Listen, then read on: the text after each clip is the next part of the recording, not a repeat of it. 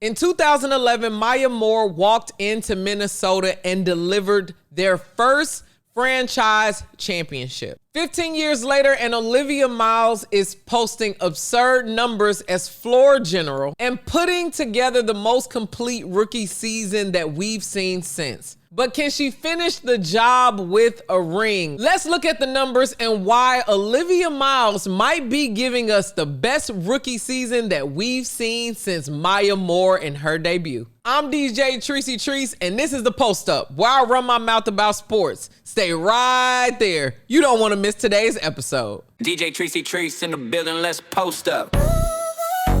Yeah. DJ Tricey Trice in the building, let's post up. Yeah, DJ Tricey Trice in the building, let's post up. Post up, post up. Yeah, she running her mouth. Post up, post up. Talking stats, no doubt. From the court to the coach.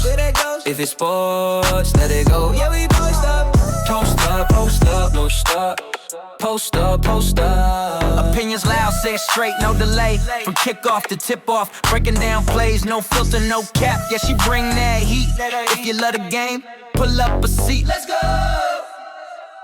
DJ Tricey Trice, welcome to the Post Up. You already know me. I go by the name of DJ Tricey Trice, and I say post it up right here, running my mouth about sports. Welcome to today's episode where we are diving into the Maya Moore reincarnation theory of Olivia Miles after 15 years coming into the Minnesota franchise and making some noise.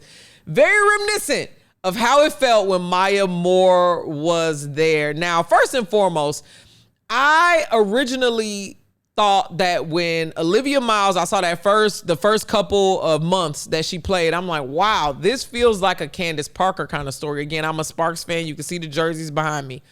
I immediately started to kind of compare their games, not by position, but I could very quickly see that Olivia Miles was on a trajectory to be Rookie of the Year and possibly MVP. And the only person that last did that was Candace Parker to do the two of those. So I thought I would be comparing them.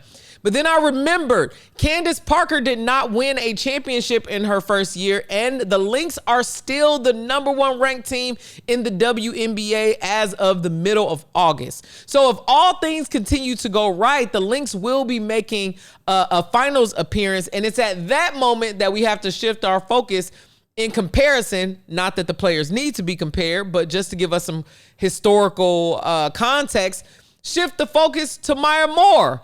I looked into the data.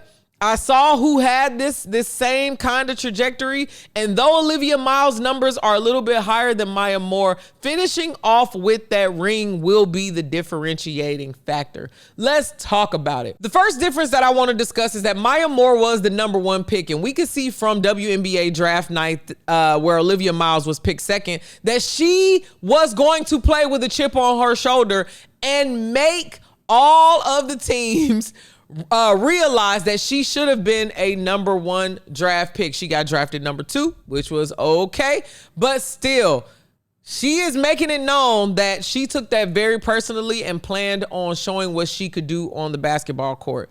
Not only that, starting off the season without your star player in Nafisa Collier, who was recovering from an injury, and then turning it on for a team and getting as far as the Minnesota Lynx have gotten, with Nafisa Collier just recently coming back here in the last 5 games, Olivia Miles has been helping her team as the floor general from day one. Coach Cheryl Reeves let everyone know that she planned on playing Olivia Miles as such and expected her level of play to be that high. So when you have your coach speaking highly of you, you have that chip on your shoulder as not being the #1 pick, you are going out there and playing some great basketball as a rookie and letting everyone in the WNBA know that your presence is going to be felt. So let's go through Maya Moore's rookie stats. Maya Moore averaged 13.2 points, 4.6 rebounds, 2.6 assists, and 1.4 steals per game while shooting 42% from three-point range. Huge, especially back then. She was a phenom that no one had quite seen, and it kind of took the league by shock, which is how Minnesota got that first ring. She was voted WNBA All-Star as a rookie. Also, Olivia Miles has been won Rookie of the Year and claimed 2 Rookie of the Month honors. I'd like to point out, Olivia Miles has won every single Rookie of the Month honor this year so far. Every single one, even with Sydney Taylor having her breakout times, even with AZ Fudd in Dallas as the #1 pick, finding her stride and starting to perform, Olivia Miles has held that every single time. So she's already got a couple notches on her belt that once we compare it to Maya Moore, she is superseding that performance. Let's talk about the teammates. Simone Augustus and Lindsay Whalen were the rest of the big 3 for that Minnesota Lynx team. They went on to have a 27-7 record for the season and swept the finals over the Atlanta Dream. So we're not only talking about individual performance here, we're talking about working with your vets and your existing staff to make it not only into the playoffs, not deep into the playoffs, but to sweep the finals.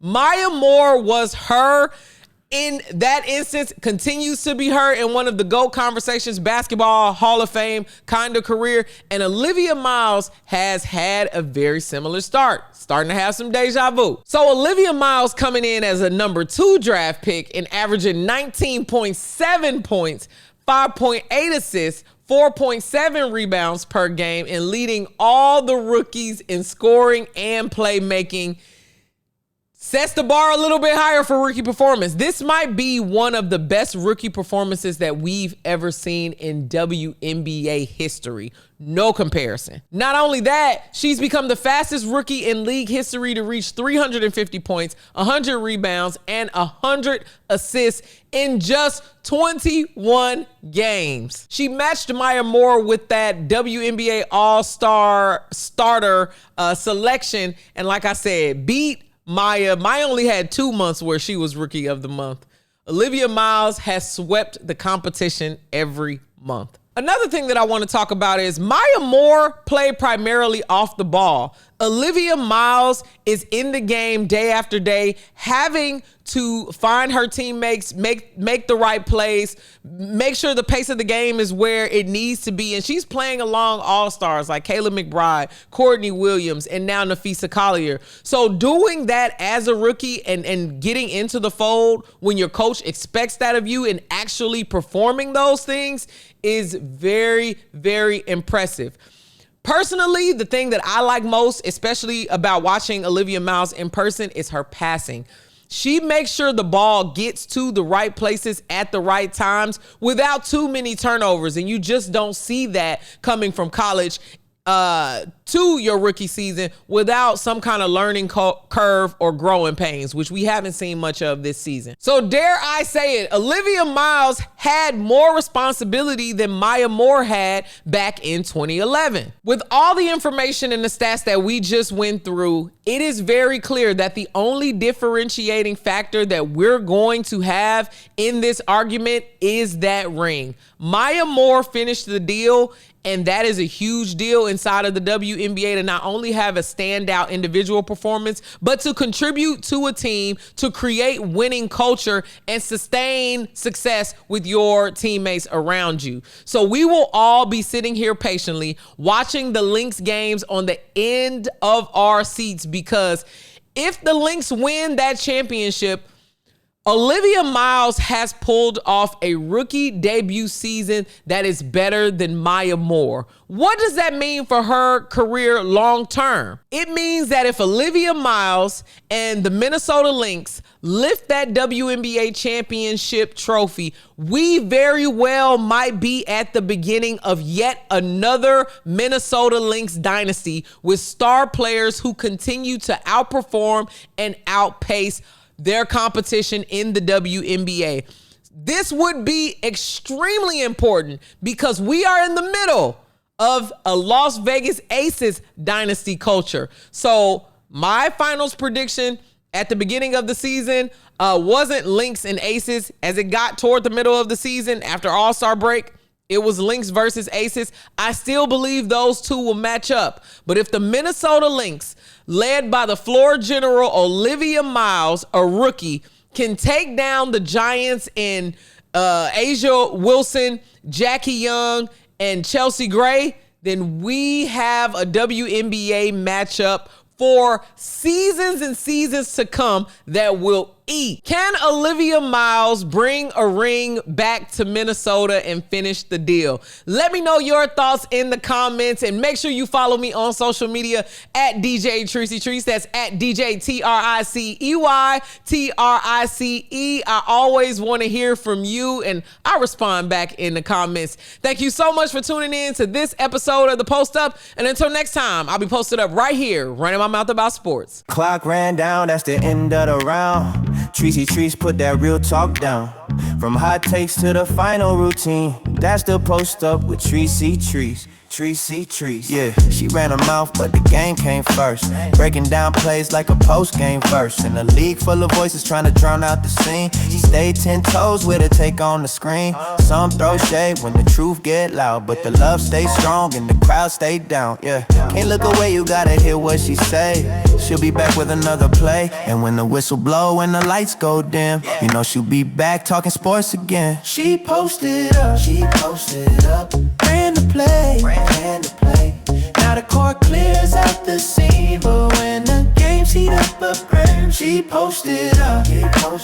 Pull back up for the post up with DJ Tricey Trice. Pull back up for the post up with DJ Tricey Trice.